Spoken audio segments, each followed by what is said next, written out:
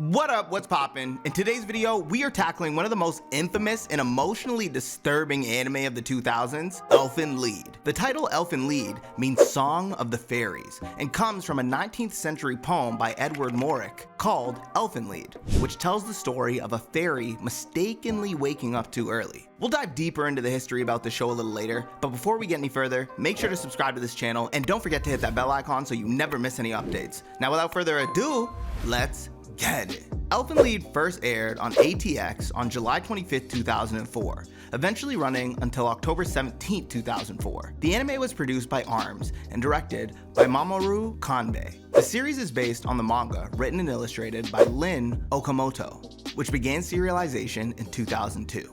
Because the anime only adapts part of the manga, the story eventually takes its own direction, leading to major differences between the ending of the anime and manga versions. The series became known for its graphic violence, tragic backstories, and psychological trauma. Despite its short run and graphic content, Elfen Lied remains one of the most talked about dark anime of the early 2000s.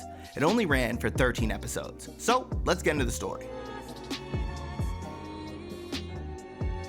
One night, a naked woman walks around a secret military-grade facility just slaughtering people butt-ass naked, except for the metal helmet strapped to her head, looking like Professor X Cerebro head ass. The facility exists to contain an experiment on Decloni, a dangerous offshoot of humanity whose powers can kill and spread a virus that causes horned children with telekinetic powers to be born. During her escape, Lucy is shot in the head by a sniper. The bullet doesn't kill her, but it knocks off her helmet, causes brain damage, and sends her falling into the sea. When she washes ashore, she is no longer the cold killer from the laboratory. Instead, she has developed an innocent, childlike split personality who can only say, "New."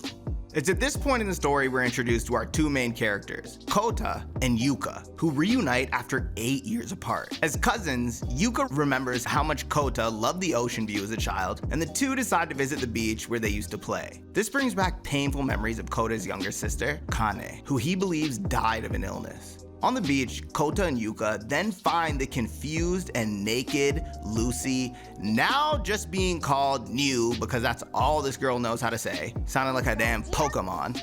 And they notice her head wound and the fact that she has horns. But because she seems pretty harmless, oh, little did y'all know, they take her back to Maple House, the large inn where Kota is staying. New's strange behavior starts creating chaos though, but Kota and Yuka slowly begin caring for her. Things become more tense when New breaks Kota's seashell, a keepsake from his dead sister.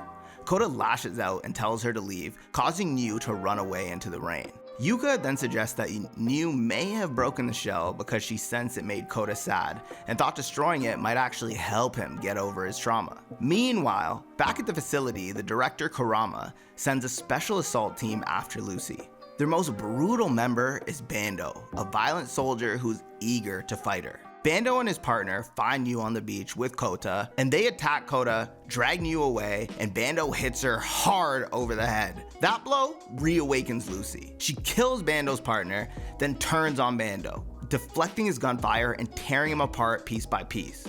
She leaves him blinded and mutilated, using her invisible arms known as vectors, which absolutely wreck shit up. But before she can finish him, she reverts back to New. Kota is then hospitalized but not seriously hurt. When he returns home, he finds New waiting outside with a replacement seashell. He forgives her and brings her back inside. Meanwhile, at the facility releases another Declonius named Nana, also known as Number 7. Nana calls Kurama Papa and sees him as her emotional anchor, even though he's not her real father. Okay, is it just me or is this starting to sound like Stranger Things? Netflix, you have some explaining to do. Unlike Lucy, Nana refuses to hurt humans and only wants to be useful to Kurama. She's sent to locate Lucy using the ability Decloni have to sense each other. Nana eventually finds Lucy in a cemetery and the two fight. Nana's vectors have a longer range, but Lucy is way more ruthless. Lucy brutally defeats Nana and tears off her limbs in one of the most gruesome scenes. Nana, you got cooked, just tearing off her limbs. But Nana manages to temporarily disrupt Lucy's vector control and is left near dead. Kurama then rescues Nana, but is told by Chief Kakuzawa to dispose of her since she's no longer useful. Around the same time, Kota and Yuka meet Mayu, a homeless 13-year-old girl with a dog named Wanta.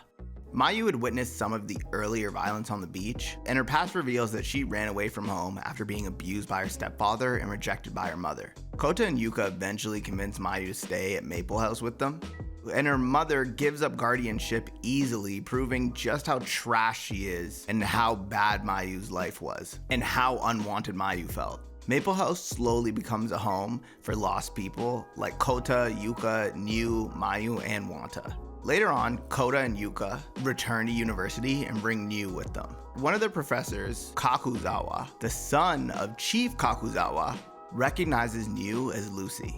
He lies and claims she's his brother's daughter, taking custody of her from Kota and Yuka. In reality, Kakuzawa is partly Declonius and wants to breed with Lucy to create a new world ruled by Decloni. Yo, this is just disgusting though, because Lucy and the other kids look hella young, and you're telling me that this grown man wants to try and breed with her? Bro, some of the scenes in this anime were just odd. Why were we watching this? I mean, at the same time, Yuka's also been trying to get Kota to lay it on her, but Yuka has also been aggressively high-key, not low-key, flirting with Kota, even though it's her cousin. So yeah, Kakuzawa wants to create a new world ruled by the Decloni, but his plan fails when his sedative suppresses the new personality and awakens Lucy instead. She rejects him as worthless and decapitates him.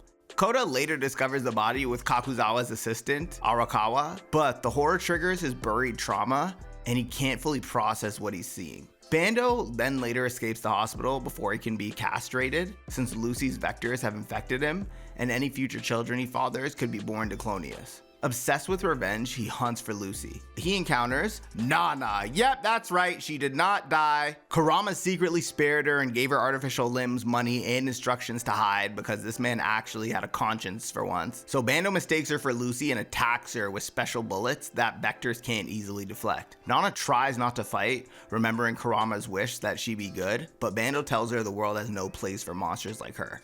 Nana nearly snaps, but after realizing that Lucy harmed the both of them, she and Bando form a tense understanding. Nana, now free and completely ignorant of the outside world, doesn't even understand the concept of money and burns some of it. Bro, if I had enough money to burn some right now, I'd probably own a Bugatti or some shit, I don't know. So she meets Mayu, then the two become friends. Mayu then brings Nana to Maple House, but Nana panics when she sees Niu and attacks her right away, knowing that Niu is really Lucy.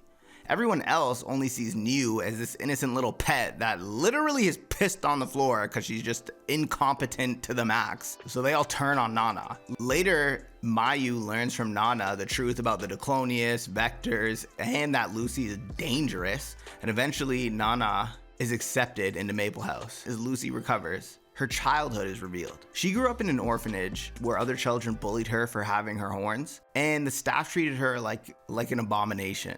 Her only comfort was a stray puppy. But when a girl pretended to be her friend and then told Lucy's bullies about the puppy, they forced Lucy to watch as they beat the dog to death. Are we taking in that these are little kids? That is corrupt. Like, why are they going so OD on the dog? Why are they doing anything to the dog, period? This scene just dragged out. Low-key, this might have been one of the most original anime rage baits, which was honestly just sickening. Devastated, Lucy awakened her vectors and killed them. Good, that's what y'all deserve. How you gonna beat on a dog? And this was the beginning of her hatred for humans. Soon after this, a young Lucy actually met Kota when they were small children. He was kind to her, complimented her horns, and played her a song on his music box. Went to the zoo, played by the water, and Lucy experienced real happiness for the first time. But when she learns Kota lied to her about going to hang out with his cousin, saying that Yuka was a boy, but actually seeing them together and finding out that Yuka was a girl,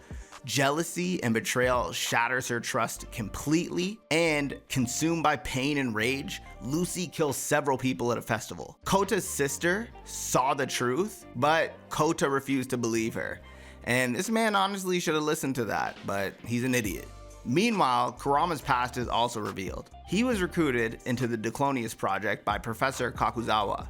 Through exposure to vectors, Kurama became infected and his daughter was born a Diclonius. Kurama had killed other Diclonius infants under orders, but when his wife died begging him to spare their daughter, he let her live. Chief Kakuzawa used the secret to control him ever since, and his daughter, known as number 35, was imprisoned from birth, implanted with bombs, and raised as a weapon. She's far stronger than Lucy with 26 vectors and much longer range. Now back in the present, the chief sends her to kill Nana and retrieve Lucy. Nana senses her murderous presence and leaves Maple House to protect her new family. 35 then overwhelms Nana on a bridge, stripping away her artificial limbs and nearly killing her. Kota and Yu then arrive, and Nana manages to disable her vectors before falling into the water. When soldiers open fire on Kota and Yu, Lucy awakens and blocks all the bullets. Kota finally remembers the truth. 8 years ago, Lucy followed him onto the train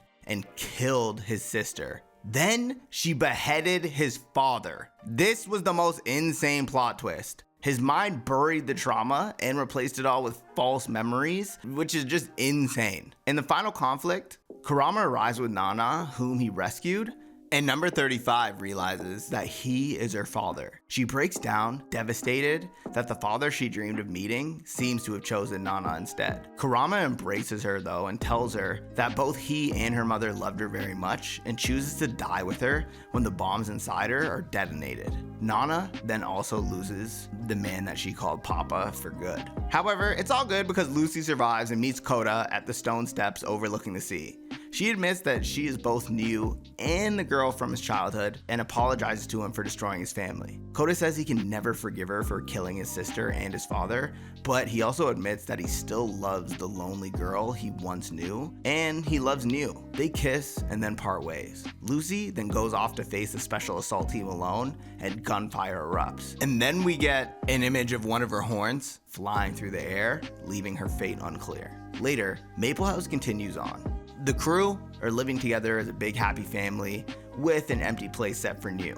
Nana cries happily over the simple beauty of an ordinary life, and then Wanta barks at the door. Kota's music box stops, and the old grandfather clock Lucy kept trying to fix begins ticking. A mysterious silhouette then appears outside, implying that Lucy or New may have returned. And that is the end of Elfen Lied. Yo, this series was actually crazy. I remember seeing this at my boy's house for the first time, and it was playing on the TV. We were just wondering, what the hell is going on? What are we watching? And this series was actually just intense as hell. Let me know if you remember where you were the first time that this series came on. Honestly, it was pretty crazy, and I feel like this was back in the day when everybody had their angsty phase of trying to watch super dark anime, when everybody had their angsty phase and was into watching the more darker anime.